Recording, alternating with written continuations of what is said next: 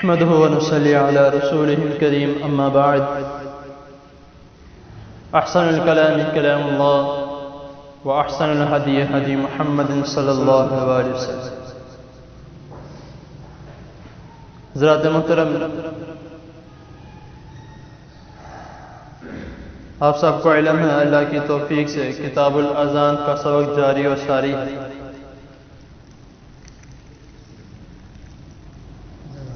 یکے بعد دیگرے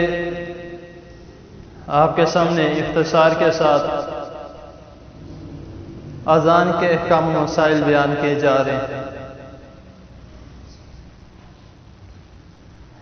اگر مثال کے طور پہ کوئی شخص ایسا ہے جس کو اللہ تعالیٰ نے انتہا کی عزت دی ہے،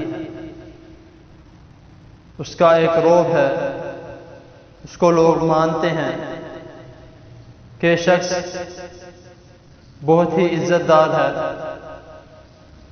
اور ہر شخص اس کو عزت دیتا ہے، تو ظاہری سی بات ہے جس شخص کو اللہ تعالیٰ نے بہت زیادہ عزت سے نوازا ہو تو اس کے چلنے کا سٹائل اور ایک عام آدمی کے چلنے کا سٹائل میں فرق ہوتا ہے. کیونکہ اگر وہ اللہ معاف کرے، اللہ تعالیٰ سب کو بچا کے رکھے، اگر وہ تکبر سے چلتا ہے تو اس کا معاملہ اللہ تعالیٰ کے ساتھ. اگر وہ اس نیت سے چلتا ہے کہ اللہ تعالیٰ نے اس کو عزت دی ہے تو وہ اچھے انداز میں چلے تو اس کا معاملہ بھی اللہ تعالیٰ کے ساتھ ہے. لیکن اس کے بارے میں ہمیں یہ پتہ لازمی ہوگا کہ یہ شخص بہت اچھا انسان ہے. تو ظاہری سی بات ہے جب جس کو اللہ تعالیٰ عزت دیتے ہیں تو اس کا سر بھی اونچا ہوتا ہے اور اس کی جو چلنے کا انداز اور لوگوں کے دیکھنے کا انداز، ہر چیز کا ایک انداز علیحدہ ہوتا ہے. یہ میں نے تمہید اس لیے باندھی ہے کہ جو شخص اذان دیتا ہے یعنی مؤذن ہے، اذان دیتا ہے، اب لازمی نہیں کہ جو مسجد کا خادم ہے اسی نے اذان دینی ہے. کوئی باہر سے بھی شخص آ سکتا ہے، کوئی بھی آدمی آ کے اذان دے سکتا ہے. اس میں کوئی گناہ کی بات نہیں ہے یا کسی شرم کھانے کی بات نہیں ہے. کیونکہ ہم واقعی طور پہ یہ بات ہے کہ ہم جب اللہ تعالیٰ کی کوئی حمد و ثنا بیان کرنی ہو، کوئی تلاوت کرنی ہو یا اذان کے بارے میں کوئی بھی ایسا دین کے معاملے میں کوئی مسئلہ آ جائے تو ہم شرم کھاتے ہیں کہ میں تلاوت نہیں کر سکتا، مجھے شرم آتی ہے، یا میں اذان نہیں دے سکتا، مجھے شرم آتی ہے کہ لوگ کیا کہیں گے. بھائی تم نے لوگوں کے لیے اذان دینی ہے، اللہ تعالیٰ کی حمد و ثنا بیان کرنے کے لیے، گواہی دینے کے لیے تم نے اذان دینی ہے، لوگوں کو نماز کی طرف بلانے کے لیے اذان دینی. تو اذان دینے میں ہم کوئی لغو بات کرنی ہو، کوئی گندی بات کرنی ہو، اس کے بارے میں ہم شرم نہیں کھاتے. ہم جو منہ میں آئے وہ بول دیتے ہیں، لیکن دین کے معاملے میں ہم پیچھے پیچھے رہتے ہیں.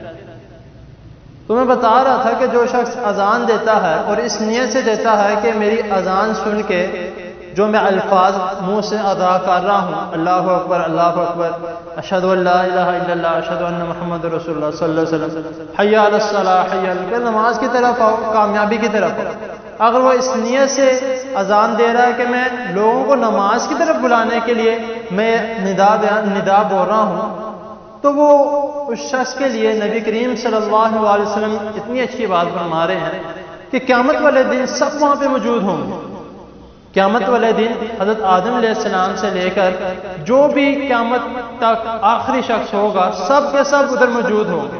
لیکن جو اذان دینے والے ہوں گے ان کی اللہ تعالیٰ عزت سے ان کی گردنیں اونچی کر دیں کہ یہ وہ شخص ہیں جو اذان دیتے تھے دنیا میں. لیکن بات ادھر وہی آ جائے گی کہ جس شخص کی نیت یہ ہوگی کہ وہ لوگوں کو نماز کے لیے بلا رہا ہے، اللہ تعالیٰ کی حمد و ثنا بیان کرنے کے لیے، اللہ تعالیٰ کی گواہی دینے کے لیے اور لوگوں کو کامیابی کی طرف لانے کے لیے وہ اذان دے رہا ہے، تو اس شخص کے بارے میں آئے کہ قیامت والے دن اللہ تعالیٰ اس کی گردن لمبی کر دے. حدیث ہے مسلم کی 852 یہ حدیث ہے. رسول اللہ صلی اللہ علیہ وسلم فرما رہے ہیں کہ وہ شخص جو اذان دیتا ہو اس کی گردن اللہ تعالیٰ عزت سے لمبی کر دے. کیونکہ جب ہم اذان دیتے ہیں تب بھی ہماری گردن تھوڑی اونچی ہوتی ہے اذان دیتے وقت. تو یہی سٹائل اللہ تعالیٰ کو قیامت والے دن دیتے ہیں. تو اتنا اچھا عمل ہے، کوئی زیادہ بڑا نہیں ہے، اذان دینا کون سا مشکل ہے؟ ہر بچے کو اذان دینی آتی ہے، تو کوشش کی جائے کہ ہم بھی اس عمل کو، اس شرف کو حاصل کریں، تاکہ ہماری بھی قیامت والے دن اللہ تعالیٰ ان لوگوں میں ہماری صف بنا دے، ان لوگوں میں ہمیں لے کر جائے جن کے اللہ تعالیٰ عزت سے گردنیں بلند کرے۔ تو اللہ تعالیٰ کے حضور دعا ہے اللہ تعالیٰ ہمیں جو سنا ہے اس پر عمل کرنے کی توفیق عطا فرمائے۔ جزاک اللہ۔